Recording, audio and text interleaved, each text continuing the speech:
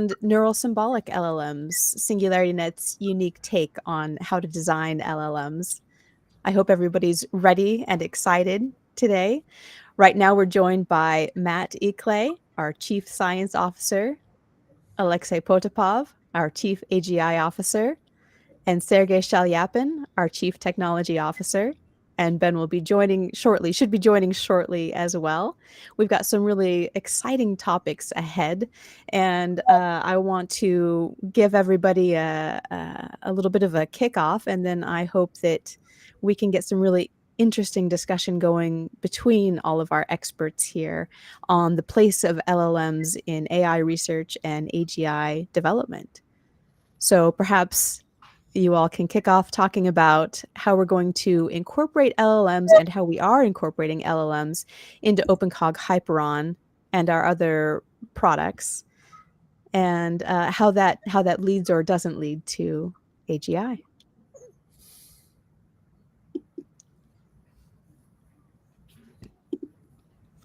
Okay, so maybe I can start with this topic. It's actually quite wide. We may want to cover the limitations of LLMs first, or just go straight to how we consider the use of LLMs can be done for AGI R&D with the use of Hyperon. So I'm not sure. Let's maybe start directly with what we are doing right now. So we have several directions of using LLMs, and the most straightforward way is, of course, to use them out of the box. And we believe it's not really enough. But it can provide a lot of short-term useful results. And one of the things we are building and using is a library called MetaMotta. It arose from our former work on the dialogue system for awakening health, for Grace, and partly for Sophia and Sophiaverse. But after LLMs started to be really useful and great, we started redesigning this dialogue system, and it was inspired a lot with other existing technologies and libraries such as Guidance or LangChain. And basically, when we consider LLMs, they are quite good and powerful for many reasons, but they still have a lot of limitations, especially if we use vanilla LLMs. So just bare LLMs, they don't have memory. They only process prompts and transform them to some output. And the very way how they do this also prone to many different issues and problems like hallucinations, the lack of reasoning, and so on. And the world community realized this quite quickly and started wrapping LLMs up with some symbolic add-ons like LangChain or Guidance and so on, like AutoGPT. So basically, they find out that indeed we need to have something which will guide LLMs, like compose prompts from what LLMs have produced as output in order for LLMs to either change their inference or to for them just to be more consistent, to introduce memory. There is a still very hot topic like retrieval-based retrieval augmented generation. So it's basically the attempt to add some symbolic components on top of LLMs, and these symbolic components typically are far less advanced as LLMs themselves. So in fact, it's not very complicated chaining of LLMs with simple prompt composition. Some possibilities to connect LLMs to knowledge graphs are also done independently on reasoning systems. So it's just using LLMs to compose queries to the available knowledge graphs based on Neo4j or something else like SparkQL with Wikidata or DBpedia or something like this. So they construct queries, they retrieve some information. This information is put back to the prompt, and LLM can get use of this information to produce some additional results and values. But this is still a very simple symbolic component, so it doesn't have possibilities to reason, to perform some verification, like verification of facts and so on. So this is all delegated to LLMs themselves. And of course, the first thing which was quite obvious to us is the possibility to use advanced symbolic techniques with knowledge representation in the form of metagraphs with reasoning and so on,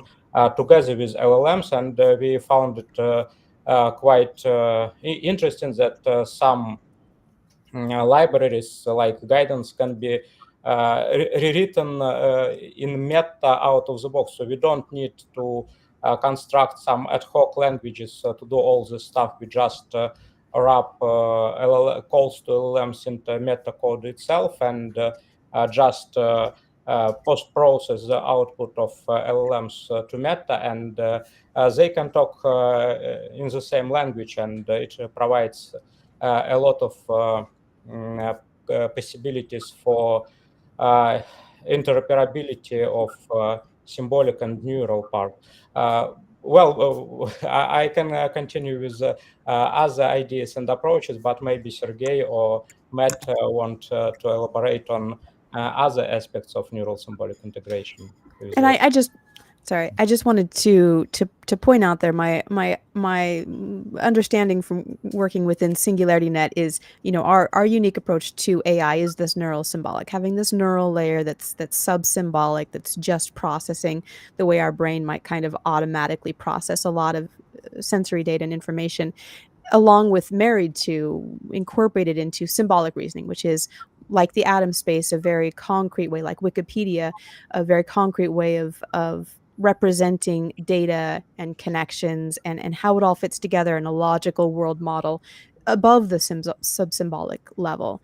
Where LLMs are only operating in that sub-symbolic, that neural level, we're looking to, and now, as you say, a lot of LLM innovation is trying to address the drawbacks of only working on that sub-symbolic level by kind of gluing on symbolic processing, gluing on Neo4j or other data representations to verify what's coming out of the LLM or to pre-process what's coming into the LLM, where we're looking to do that from the ground up, right? We're looking to have a neural symbolic LLM or neural symbolic processes that can include LLMs and other deep neural networks from the ground rather than later on. We can do some impressive things with Meta to add on that kind of symbolic intelligence, which we're working on for our robots and dialogue systems. But what we really want to do, what we want to get to, is training a neural symbolic style LLM. Is that accurate? And Sergey, perhaps you can talk to what that looks like. Yeah, I would say the strategic goal is to achieve, is to train such an LLM that will be native to logic, that will be native to functional language, to logic, and to reasoning from scratch. For that, we definitely need to train such models from scratch. I would also note that the progress in LLMs itself is still going on, and we see more and more we witness more better and better models being introduced by the community and by big tech and sometimes by medium-sized teams. And a lot of tricks and techniques are being implemented for the last months. So it's still progressing even on the level of natural knowledge. We just benefit from many tricks, methods, and techniques to filter the data the LLMs are trained on and to structure this data in a proper way. For example, techniques which were like more focused, more task-oriented, and more result-focused. And these techniques were grouping and condensing in fine-tuning paradigms, fine-tuning of LLMs, foundational models pre-trained on pure text, on just collection of random text. But now these techniques are slowly moving to the pre-training phase. And right on the pre-training phase, we're starting to have much more structured data, much more high-quality data, and and like proposal-driven data. We even do deduplication.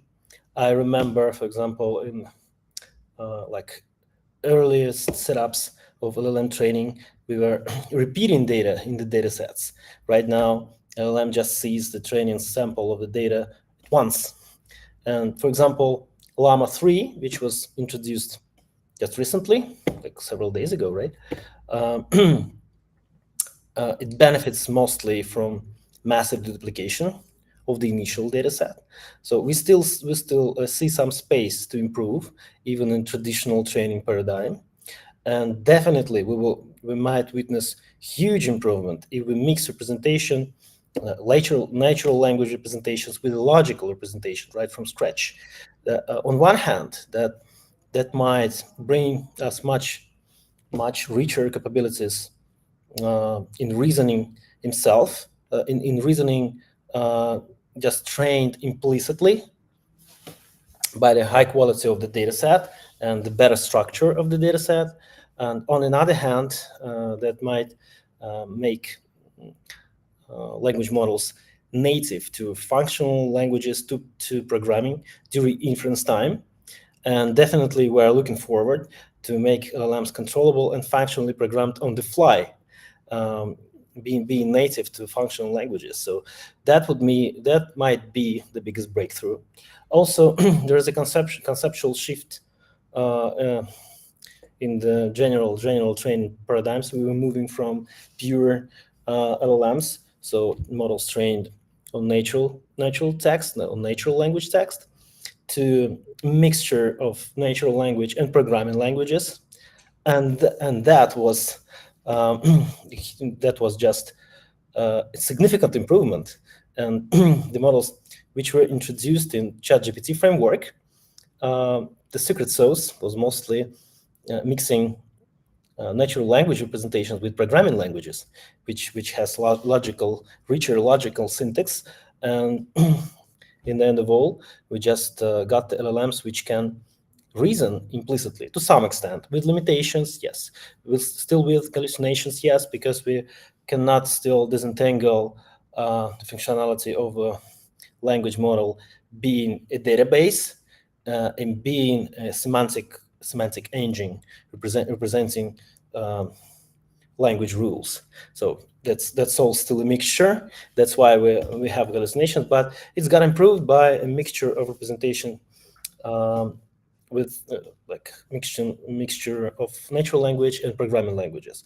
Afterwards, we started to benefit from multimodality because the scale grew dramatically, and multimodal representations also, hi Ben, also bring novel capabilities, and this cross transfer between different modalities brings better reasonability and just richer and better results in the end of all. And right now we are moving to the mixture of paradigms when we mix natural language data, programming languages data, data from other modalities, maybe images, speech, something else, and also actions, series of actions. So our goal might be more or less modest to combine natural language representations, programming language representations, and pure logic. And even that would be a big breakthrough. And I would say secondary layer of effects of just making this transfer between symbolic representations and naturally trained, naturally learned representations in the same framework will bring a lot of useful effects, better controllability and fact checking, knowledge grounding. We could operate much more complex multi-step programs and thoughts of chain of thoughts. So that's the most beneficial direction, maybe.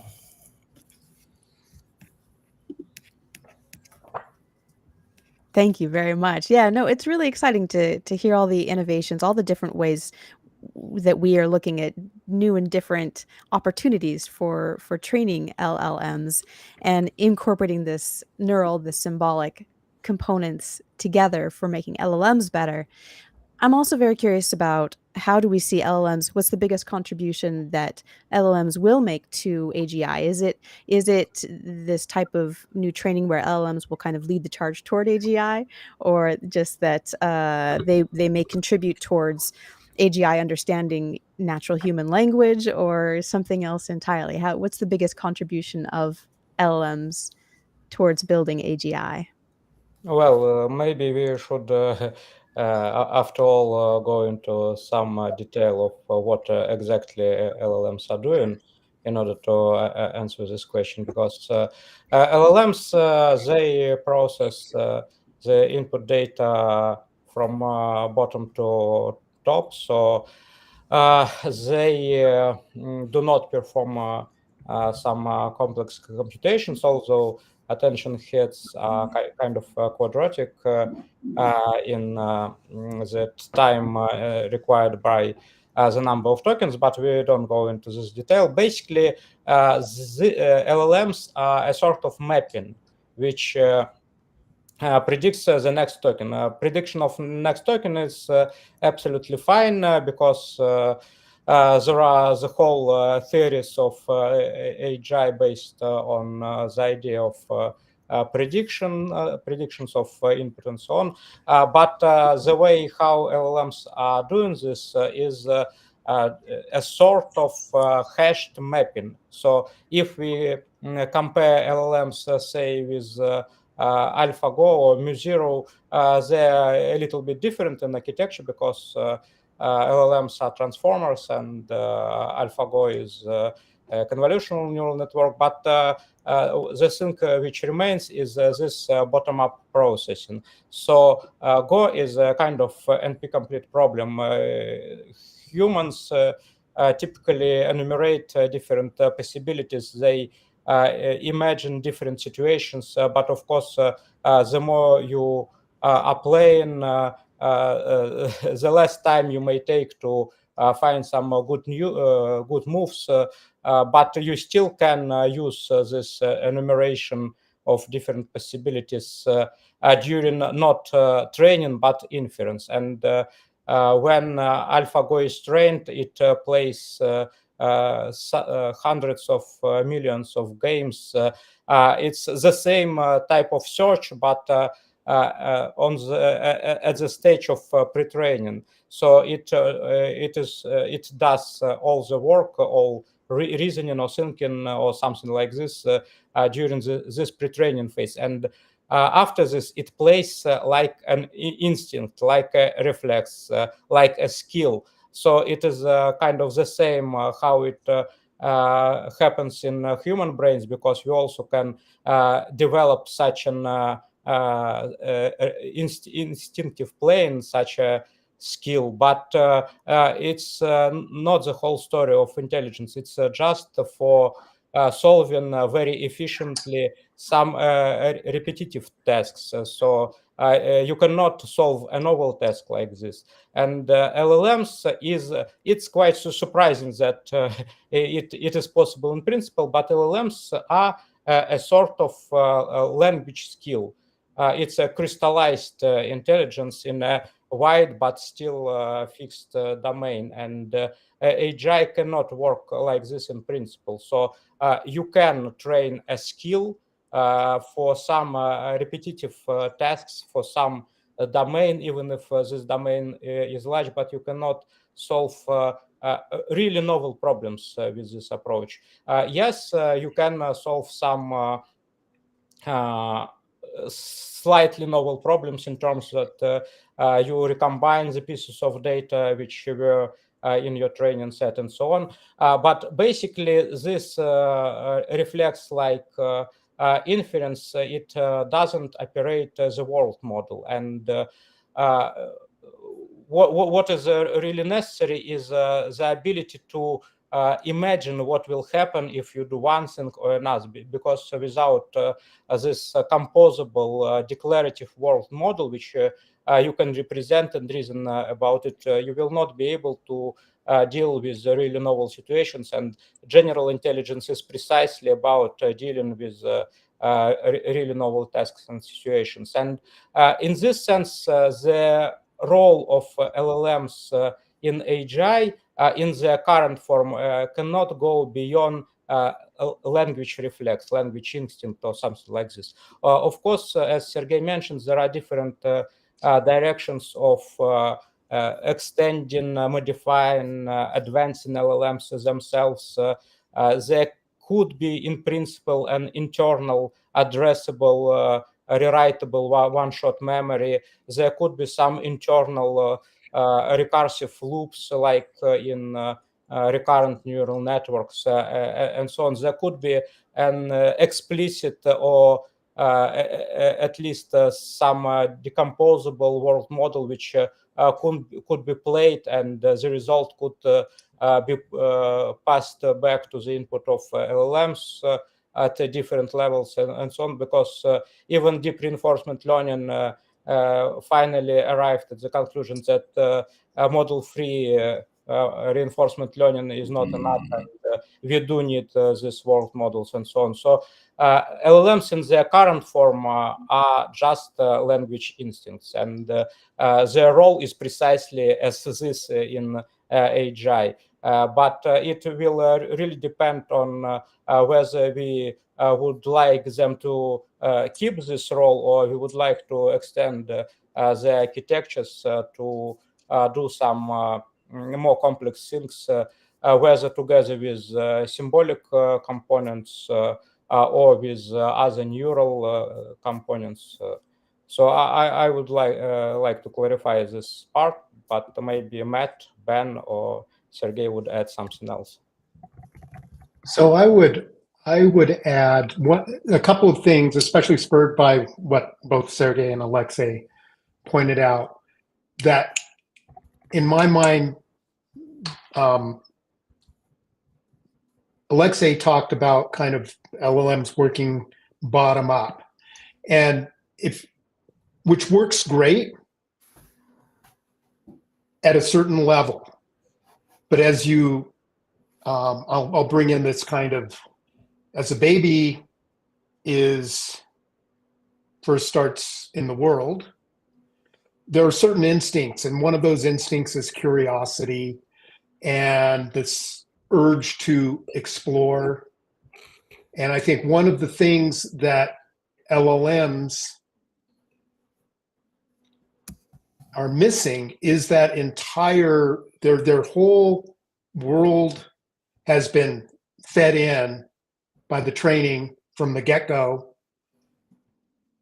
And it hasn't been something that just came about through experiential learning, through exploring the world, connecting, playing with objects, and hearing the word pen, so grounding when it gets repeated enough, grounding the idea of this object as a pen. So that was one thing that I think that really is missing there in order to create true AGI. And also this whole idea that Sergey was talking about training LLMs to connect to functional programming languages for some symbolic reasoning, and that builds these kind of larger constructs. So that, going back to Alexey's bottom up, that we as intelligent beings, and I think most intelligent creatures that I know of, start to use as building blocks for planning. They don't think through everything about at the sub-symbolic level. They start having these modular building blocks, this concept of cat, which might connect with certain activation patterns in the brain, but we don't think about it in those terms. And so now we just think about these larger concepts. And if we're really interested in benevolent and beneficial artificial general intelligence, I think these are the components, these larger modular building blocks, in order for explainable AI. In order to build it, we need to understand it at this higher level to align it with what we wish to achieve with AGI. Pulling a few off the wall threads together there, but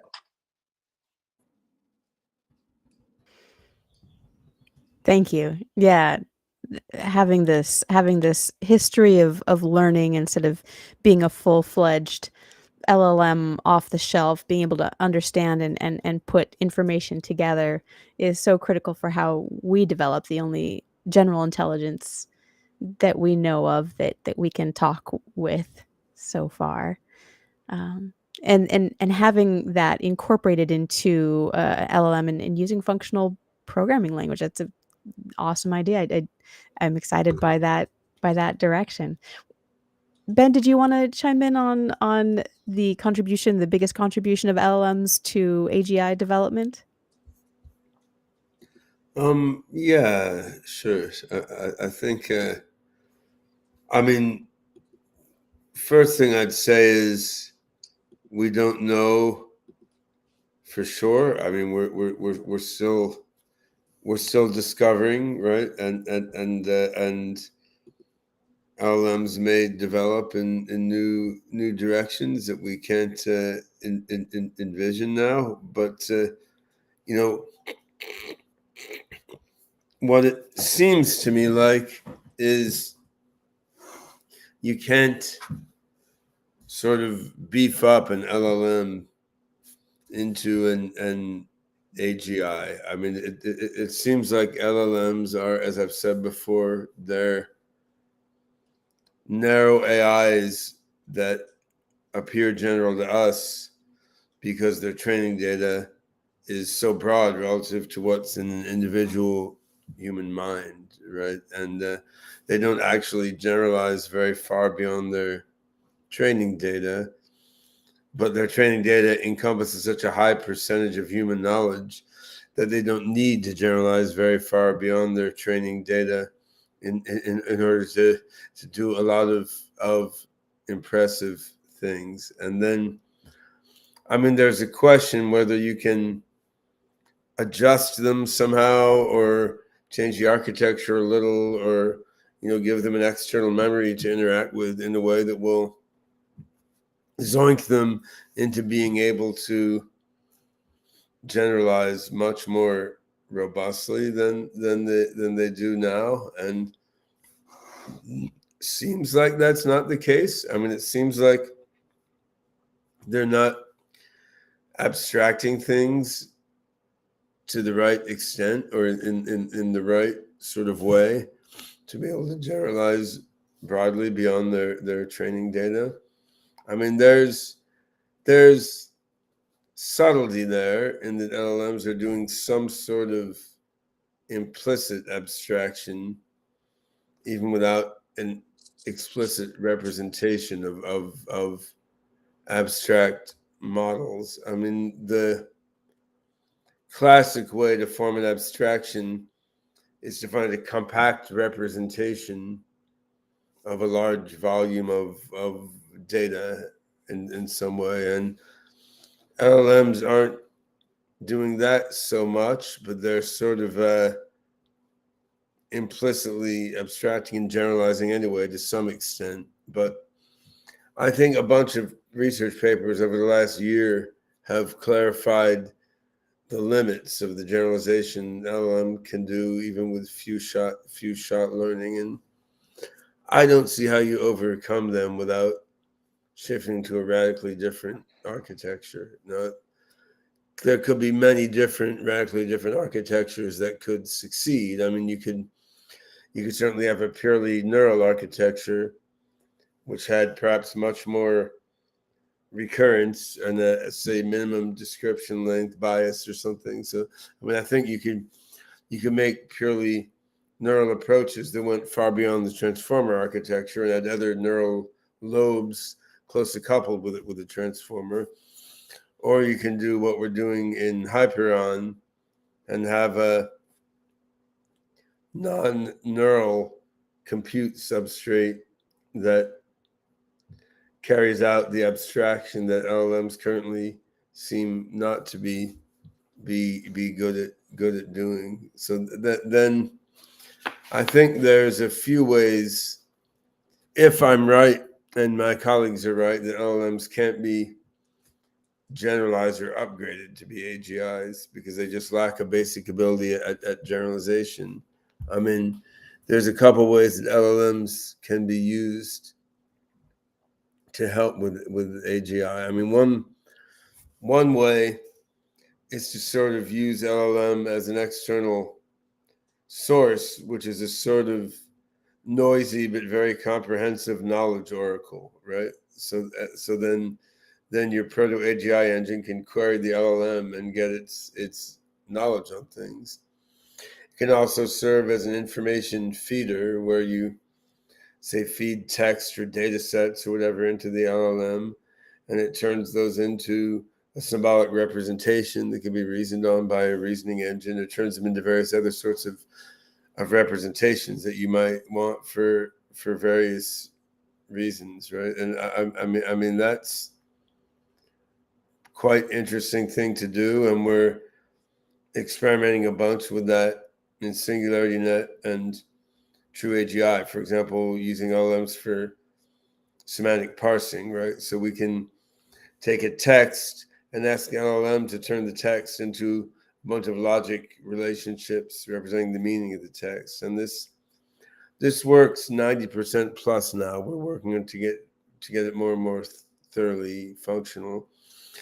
You can take data sets like biology, chemistry, physics data sets and use the LLM to interpret the metadata, like the row and column headers in a data spreadsheet, and to connect the values in a data spreadsheet with the information in a research paper, which lets you then import the contents of a research paper and the supplementary data associated with the research paper into OpenCog or into other AI systems, right? So, I mean, there's various external uses of LLMs like that can help a lot by giving your AGI system a lot of knowledge and giving it sort of new sensors. Now, this is still not the LLM being the core thinking engine, but could the LLM accelerate the speed of your core thinking engine learning about the world and becoming a practical, effective intelligence? Yeah, very, very much so. Right now, another direction, which is more interesting but more speculative, because all that stuff we're doing right now, right? More speculative direction is to try to implement something LLM-like, tightly integrated with other more powerful AGI algorithms. So could you implement something LLM-like within a big OpenCog Hyperon atom space? And then because that LLM-like thing is implemented in the same meta-representational fabric, as, say, a logical reasoning engine or a probabilistic programming algorithm, right? Can you then sort of come up with some hybrid thing where you have something that has the strengths of a transformer neural net, but also leverages the capability for abstraction that other cognitive algorithms bring, right? And that's a very interesting research area, which I'm interested to plunge into myself a few months down the line when we have a more scalable version of the meta language interpreter, which is a core piece of the OpenCog Hyperon toolkit. But I mean, it's also a meaningful research direction to pursue right now. I mean, there are questions to investigate there that can be studied and toyed with even before we have a more scalable version of Hyperon. But that second potential that I mentioned is an unknown, right? Like I think we have an architecture to get to AGI without that, using OpenCog Hyperon and what I'm now calling the Primus cognitive architecture built within OpenCog Hyperon, which is based on a model of the cognitive processes in the human mind and tries to realize them in terms of different computational operations on the Hyperon atom space. So I think we can build a human-like mind with Primus architecture on OpenCog Hyperon fabric without replicating something transformer-like within Hyperon atom space, at least in a narrow sense of transformer-like. But there's a lot of different ways to do things, right? So, I mean, maybe doing something transformer-like in Hyperon can help us get there faster and better. It's not clear, and I think there's still a lot of research to be done, right? So, I mean, my optimism that we're going to get to AGI at the human level within the next few years is not because I think every research problem is solved. I mean, I think we have a workable human level AGI architecture to create a human level AGI that will then be able to create a super intelligence. But there's a significant number of difficult research problems to be solved to make that architecture really work as planned. But on the other hand, I think we have a framework within which this sort of research can be done much more rapidly than was the case beforehand. And there's so much enthusiasm, even beyond our core team, for doing this sort of experimentation, right? So we're launching the alpha for Hyperon quite shortly. Now, this is genuinely an alpha version, right? I mean, it's not even a beta, let alone a 1.0 version. Alpha version means there will be breaking changes going forward. It also means some aspects of the system are much slower and less scalable than they will be for the beta. But the alpha is still, it's something that AGI researchers and developers can play with and start experimenting with, start developing AGI approaches within Hyperon. It's also something that can be used within applications. It just takes care to work around the limitations of the alpha level software, right? So, I mean, we're building some bioinformatics applications on it right now. We're doing some knowledge graphs to enhance LLMs for natural language on it right now. You're just using the aspects of it that work best and sidestepping other aspects, right? So, yeah, I think I see a question from a LinkedIn viewer, which ties in with this, which I guess I'll plunge into. Is the following the correct understanding? Hyperon aims to add a wrapper or filter around LLMs.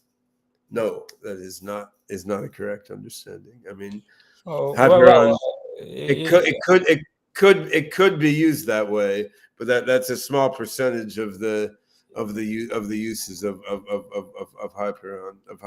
It's not only could be used, but it's really used this way. But yes, as we started actually from this use case, I made a remark that this is just a short-term use which can deliver some fast results. So there is such a use of LLMs in Hyperon, but as Ben said, it's just a tiny possibility for short-term development. Yeah, I mean that's a meta-model tool, and I mean that's it's cool. I mean it's a worthwhile way to use the meta language, and in a similar spirit, we have some team members looking at using the meta language as a smart contract language within the hypercycle ledgerless blockchain, right? So I mean these are flexible tools and frameworks that can be used in a bunch of different ways. But if we're talking about AGI, I would say neither the use of Hyperon as a wrapper for LLMs nor the use of Meta as a smart contract language in Hypercycle, neither of these is like the crux of how to build AGI with Hyperon. I mean, they're useful things that can play a part of in the AGI picture.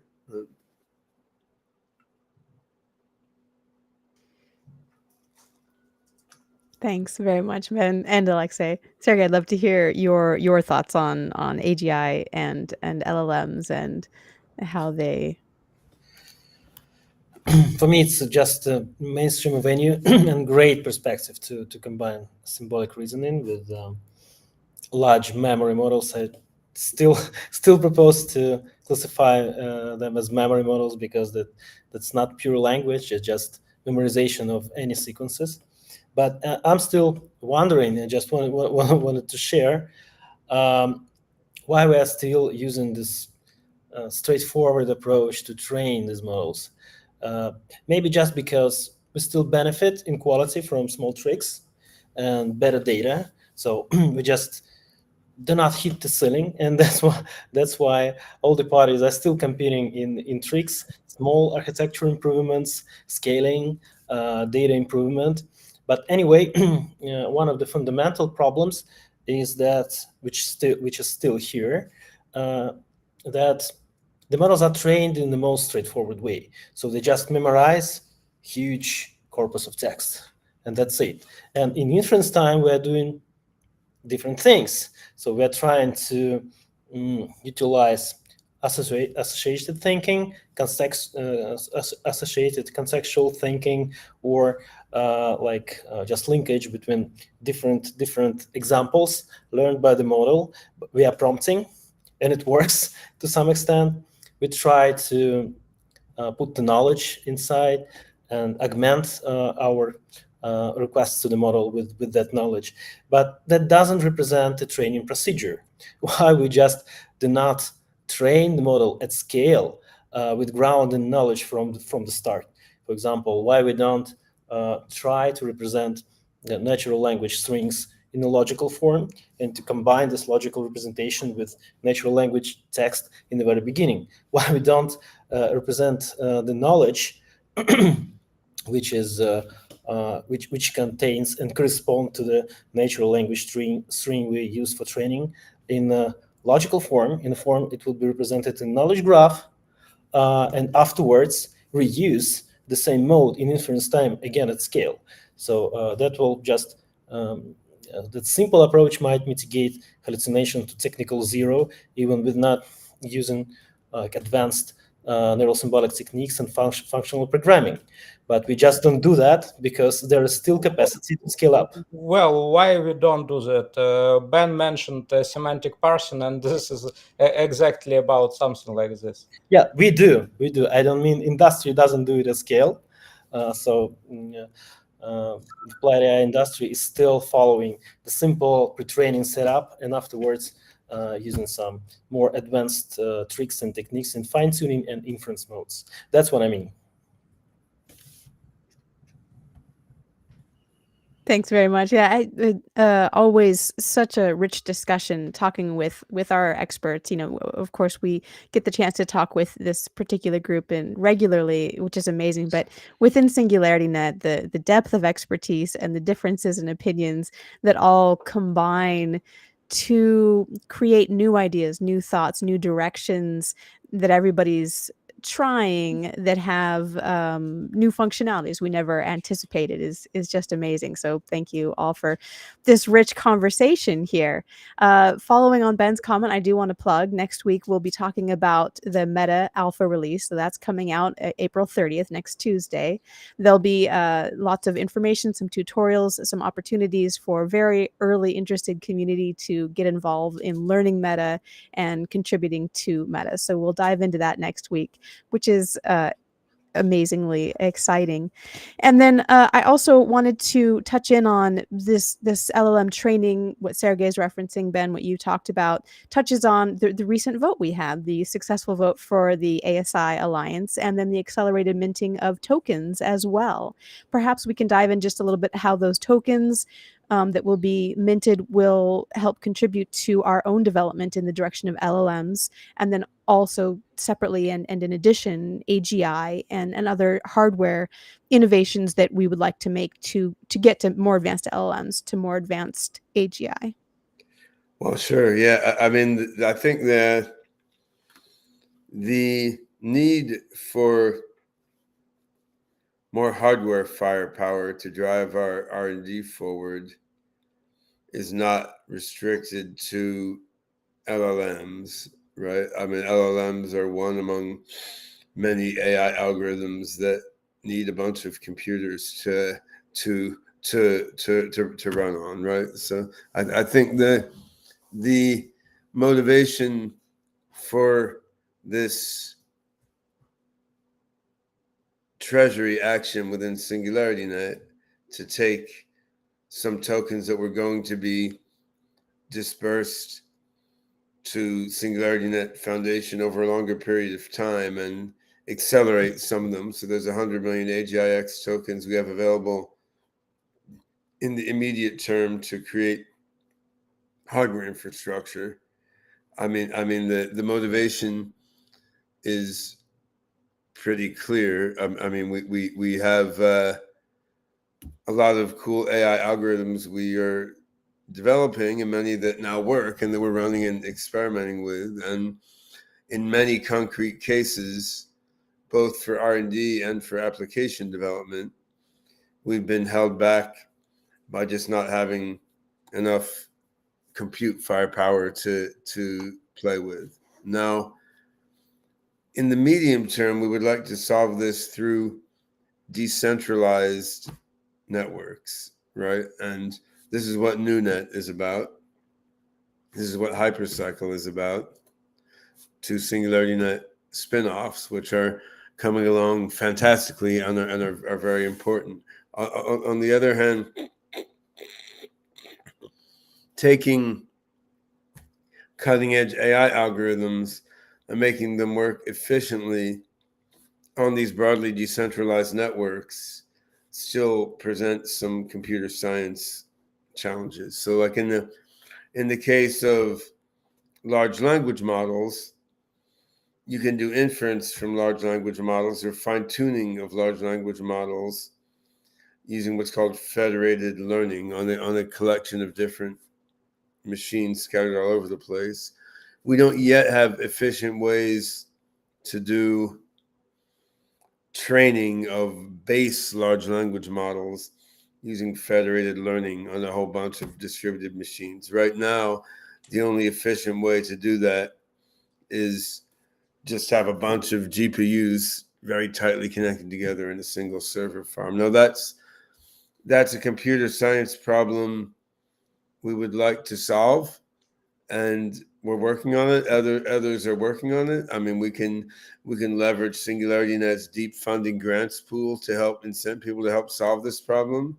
But if that problem takes a few years to get solved, we don't want to wait a few years, right? And training of LLMs is a clear example here, but there are similar examples within OpenCog Hyperon based AI. Like there are some forms of logical reasoning, for example, we can just scale up much more easily on a collection of co-located multi-core CPUs. And there's research aimed at making it efficient to do this across a broadly distributed network of machines. But again, we don't want to wait for that research to conclude, to progress rapidly with the AGI R&D. Now, I should emphasize there are many important AI algorithms and AGI relevant AI algorithms that do effectively leverage a widely decentralized network of heterogeneous processors. Like evolutionary learning is one of them. So genetic algorithms, genetic programming, even estimation of distribution algorithms. So these are very important learning algorithms for AGI and for applied AI, which very naturally exploit a huge distributed network of machines all over the place, right? So there's some pieces of both our application project and our grand scheme for AGI that leverage, random people's phones and computers beautifully, right? But there's some pieces where right now, until we make some computer science progress, we really want server farms, right? And we've done okay at funding and incenting a team of AI and blockchain developers, but we haven't set aside enough tokens in SingularityNET to basically buy all the servers that we want, right? And so, 100 million AGIX tokens also does not allow us to buy all the servers that we want, frankly. But I mean, I think it will allow us to get enough server power that we can then put our algorithms to work on there, and we can get some amazing results, which then brings economic success in various ways, which allows us to both secure more and more servers and accelerate the algorithmic advances needed to let us more effectively leverage decentralized processor pools, right? So, I mean, we will have most likely a few different server farms created with this funding rather than just one single monolithic server farm. And it'll be a mix of GPUs and then multi-core CPUs, because OpenCog Hyperon more effectively leverages multi-core CPUs, whereas deep neural nets more effectively leverage multi-GPU servers tightly networked together. I mean, we're also looking at experimenting with other more innovative hardware possibilities. There's something called the APU, Associative Processing Unit. There's schemes to use FPGAs for routing among different processors. So, I mean, it won't be the bulk of the expenditure, but we will make some experimental networks to sort of prototype next generation hardware solutions also. But it's a very concrete need. I mean, so if we look at applications with the Jam Galaxy project, I've been looking at a bunch of cases where we want to train neural networks on music, right? And I mean, we've simply been constrained by processing power. Like it's expensive to rent processors to train a world-class music model, and without a sizable server farm of our own, we don't have enough processors to allocate to train a world-class music model. We've been doing other interesting things with AI for music, but we haven't trained our own world-class base model for music. But we have a lot of ideas about how to make a more sort of AGI-ish base model for music that can be more creative in a less derivative way and generalize better from its training data, right? And I mean, in the AGI R&D setting, we have a scheme in OpenCog Classic, the old version of OpenCog, called Atom Space Moses, which is an awkward name for evolutionary learning of computer programs within the OpenCog framework, right? So we're just starting to port that to Hyperon, but it shouldn't take that long. Now, if we want to do experiments with evolving computer programs within Hyperon Atom Space, this is something where as with deep neural nets, the quality of results may leap up substantially once you start running things at an adequate scale. So you really want a bunch of machines running a distributed atom space with a bunch of different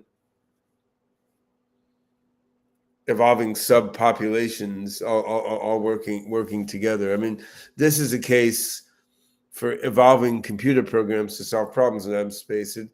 It's a case where you want basically your own Hyperon supercomputer, and you also want a large periphery of machines leveraging NuNet and SNet to do evolution in a more heterogeneous and decentralized way. And you want those both.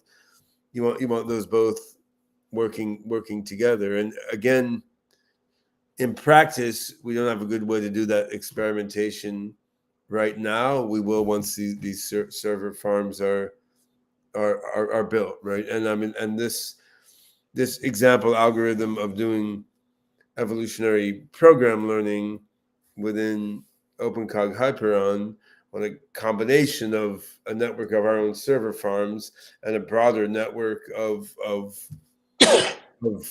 compute processors. I mean, this can be helpful with bio AI analytics, and be helpful with decentralized finance and Singularity DAO and Cogito. It can be helpful with music programming. I mean, it can be helpful behind Ocean Protocol's Predictor product, which has 800 million USD of usage each month, and we want to enhance with a bunch of SNet agents. I mean, this AI technique can be useful for image generation, can be useful across the board. So I mean, I think it's really at the very high level. Yeah, the reaction is, well, wait a minute, big tech is moving very fast, and so we need more servers so that we can train big models and big knowledge bases so that we can overtake big tech.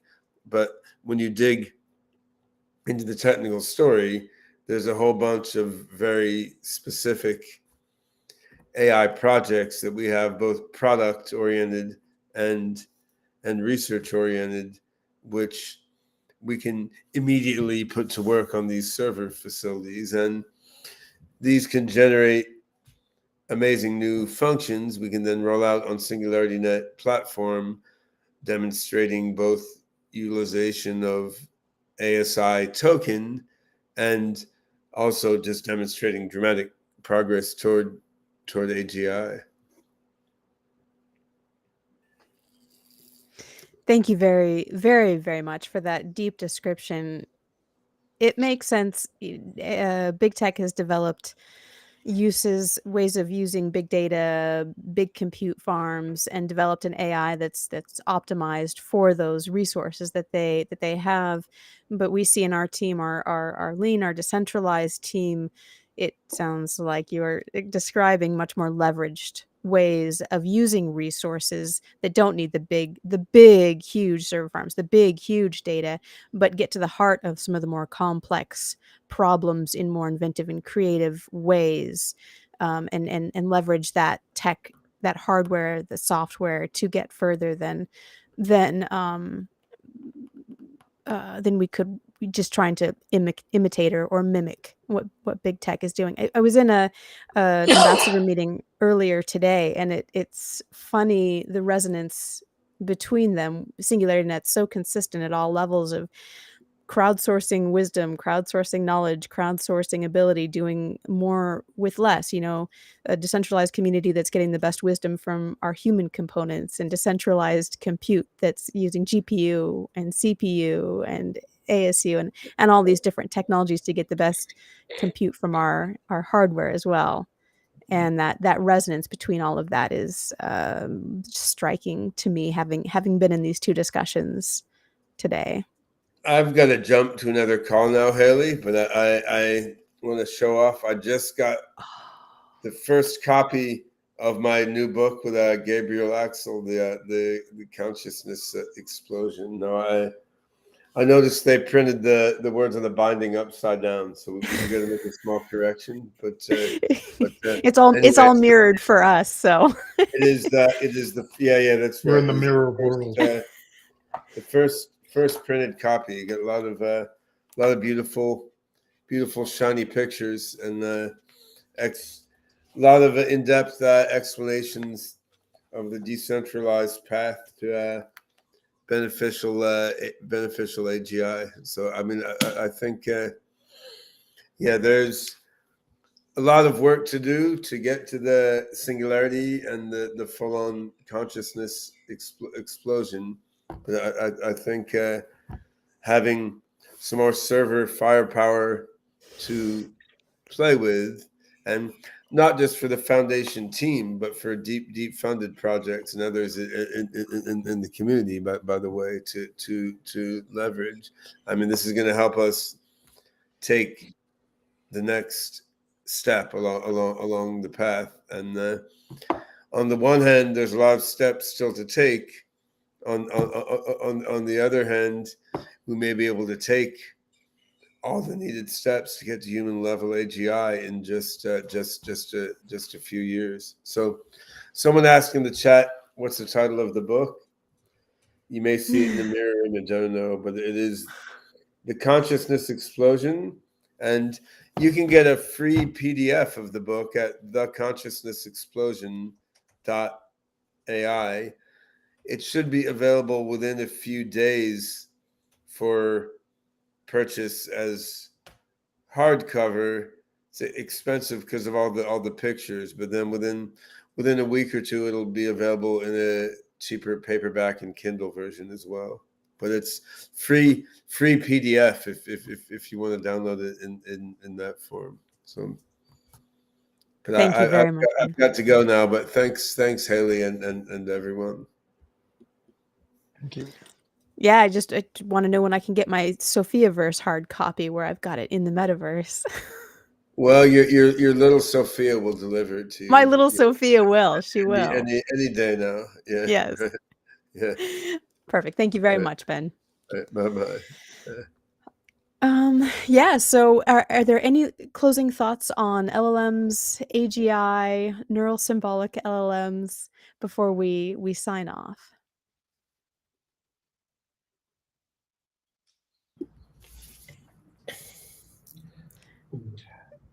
I'm sure there are, but I don't want to spend another 12 hours in It's a rich discussion. conversation. Yeah, it's a rich conversation. I mean, I think there's so many different directions that one could explore in terms of these amazing tools, but I think that we all believe that it's not an end all, and that there's more that needs to be included and aligned. And I'll just leave it there for myself. It's amazing technology. There's so much benefit that it looks like can develop in the short term from it, and then looking out further, what more beyond this? How is it sparking our imaginations to the next generation of AGI?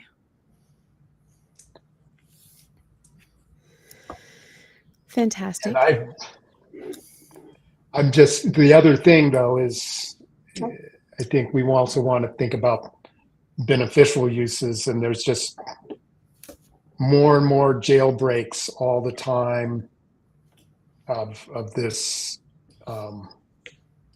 technology. So I think we also need to keep that in mind. Yeah. Yep.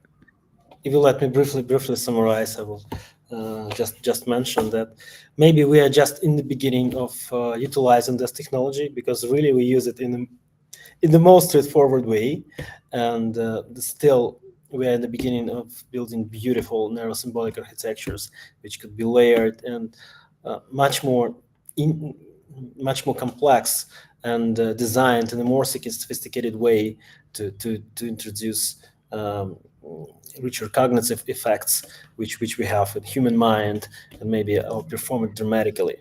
And anyway, this technology, just not a technology, but combination of technologies and factors, which let us build efficient memory models at scale will be utilized in many paradigms in different ways, with different training paradigms and different inference paradigms in beautiful combinations with symbolic compute.